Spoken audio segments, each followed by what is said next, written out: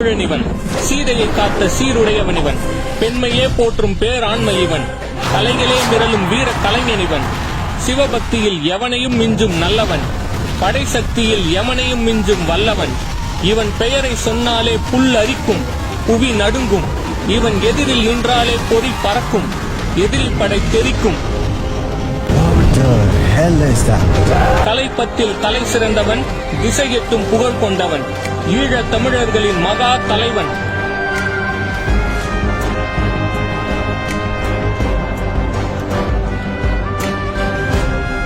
அவனே மா மன்னன், தமிழ் பெரும்பாட்டன் ராவணன்.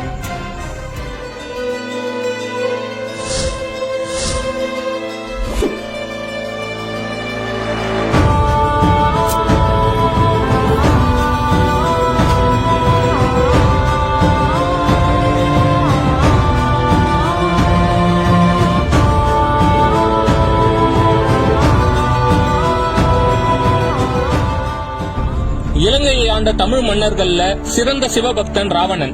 ராவணன் வரலாற்றில் ஒரு விதமாகவும் இலக்கியத்துல வேறொரு விதமாகவும் எடுத்துக்காட்டப்படுறாரு. இலக்கியத்தை எழுதுகின்ற புலவர் அவரோட விருப்பு வெறுப்புகளை அதுல புகுத்துறது இயல்பு. கற்பனையில கதாபாத்திரங்களை அமைச்சு அதுல கருத்துக்களை புகுத்துறதுல எந்த தவறுமே கிடையாது. ஆனா வரலாற்றில் நல்ல குணமுடைய ஒருத்தனை இலக்கியத்துல தீய குணமுடையவனா சித்தரிக்கப்படும் போதுதான் சிக்கலே ஏற்படுது. ஒரு இலக்கியத்தை இலக்கிய நயங்கள் மற்றும் அணிகளை பிடித்த நபர் அதை படிக்கிறப்போ அதில் உள்ள பொய்களை அவர் கவனிப்பதே இல்லை. மாறாக அந்த இலக்கிய நயத்தின் மாயாஜாலத்தில் அதை உண்மை என நம்பி அடுத்த தலைமுறைக்கு கடத்துகின்றனர். இதுதான் ராவணனுக்கும் ஏற்பட்டிருக்கு.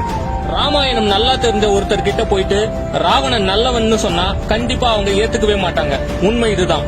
வடக்கே வாழ்ந்த ஆரியருக்கும் தெற்கே வாழ்ந்த தமிழருக்கும் உள்ள பகைதான் ராமாயணம். ராமாயணத்துல தமிழர்கள் தான் எல்லா வகையிலுமே சிறந்து விளங்கினாங்க. எனவே அவர்களை அழிக்க அல்லது அடக்க நடந்த யுத்தமே ராம ராவண யுத்தமாகும். லிங்கேஸ்வரன், சிவபாதக சேகரன், ராவணேஸ்வரன் என்பதெல்லாம் ராவணன் மிகப்பெரிய சிவபக்தன் என்பதை உணர்த்தும் பெயர்களாகும். கைகேசி என்னும் தமிழ் அரசகுமாரி வஜ்ரவாகுவை சூடி ராவணன், கும்பகர்ணன், விபீஷணன், சூர்பனகையும் பெற்றாள். இந்த பெயர்கள்லாம் அவங்களோட உண்மையான பெயர் கிடையாது. இப்பெயர்கள் அவர்களின் பகைவர்களால் அழைக்கப்பட்டு பிரபலமடைந்த பெயர்களாகும்.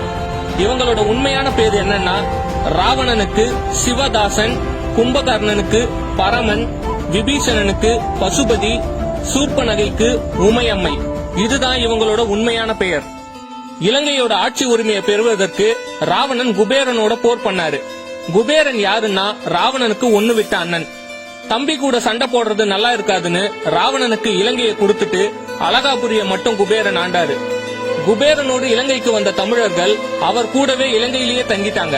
குபேரனுக்கு அப்புறம் ராவணன் இலங்கை முழுவதும் அரசனாகி லங்காபுரத்தை தலைநகராக கொண்டு ஆட்சி செஞ்சாரு.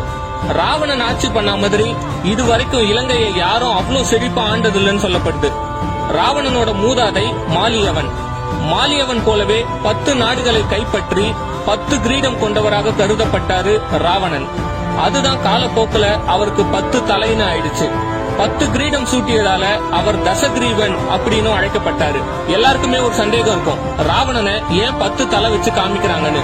அதுக்கு காரணம் அவர் 10 நாட்டை கைப்பற்றி 10 கிரீடம் கொண்டவரா இருந்தாரு. அதுதான். அது மட்டும் இல்லாம அவர் 10 கலைகள்ல பெரும் தேர்ச்சி பெற்றிருந்தாரு. ஆடல் கலை, பாடல் கலை, இசைக்கலை, ஓவியக்கலை, மருத்துவக்கலை, ஜோதிடக்கலை, அரசியல் கலை, கட்டிடக்கலை, போர்க்கலை, சமையல் கலை. அது மட்டும் இல்லாம இயற்பியல், இலக்கியம், கணிதம் போன்ற பல துறைகளிலும் மிகச்சிறந்து விளங்கினார். அப்போதிருந்த பண்டிதர்களில் மிகவும் கற்று தேர்ந்தவராக இருந்தார் ராவணன்.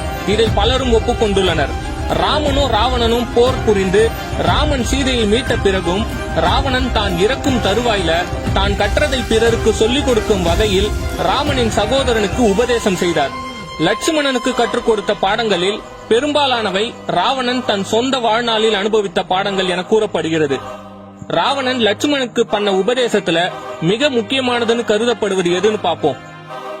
எப்பொழுதும் நீ உன்னுடைய தேரோட்டி, சமையல்காரன், வாயிற்காப்பாளன் மற்றும் சகோதரனிடத்தில் நல்ல உறவு முறை கொண்டிருக்க வேண்டும். ஏனென்றால் அவர்கள் நினைத்தால் உன்னை எளிதாக வீழ்த்தி விடலாம். அது மட்டும் இல்லாமல் உன் எதிரியின் திறமையை ஒருபோதும் குறைத்து மதிப்பிட்டு விடாதே. கிரகண மாற்றங்கள், நட்சத்திரங்கள் ஆகியவற்றில் நம்பிக்கை வை, அது உன் தலையெழுத்தையே மாற்றிவிடும் என ராவணன் லட்சுமணுக்கு உபதேசம் செய்தார். ராவணன் மிகப்பெரிய இசைக்கலைஞர்.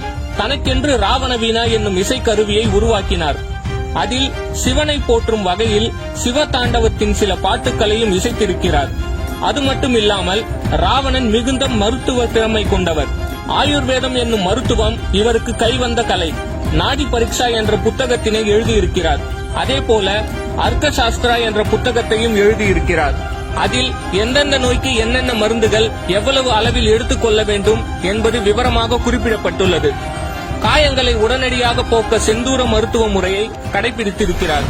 ராவணன் மண்டோதரியை திருமணம் செய்தார். மண்டோதரி கற்பில் சிறந்தவளாக விளங்கினாள்.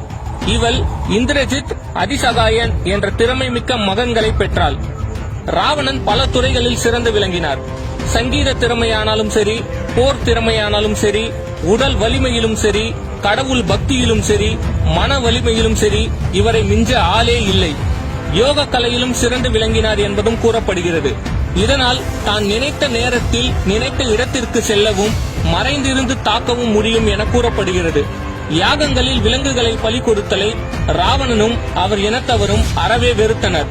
ராவணன் சிவ பூஜை செய்பவன், ஏகபத்தினி விரதம் பூண்டவன்.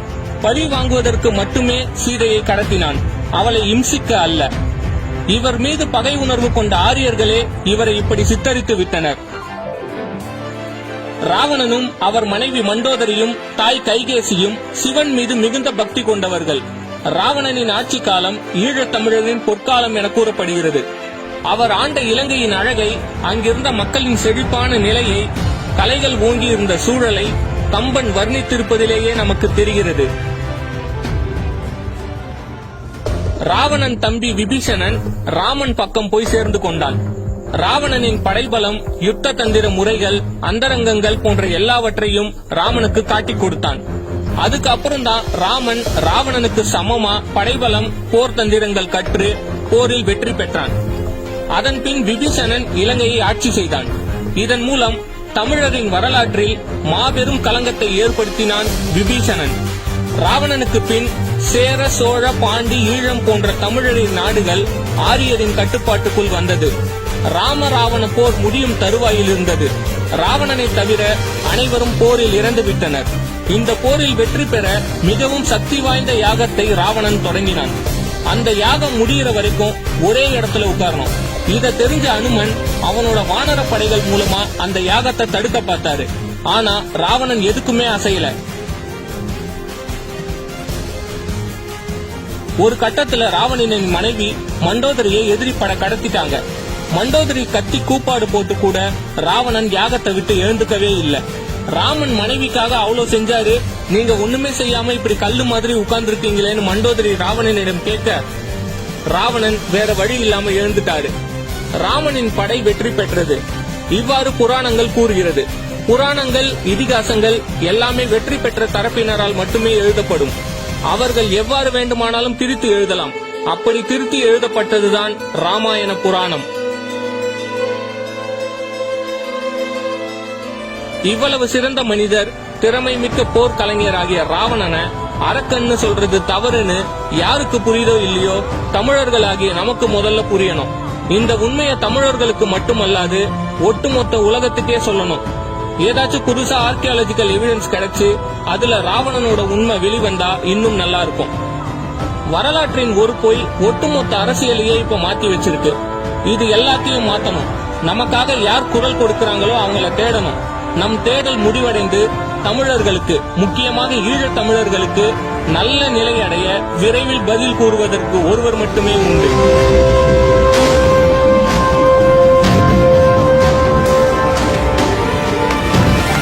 காலம் மட்டும்தான்.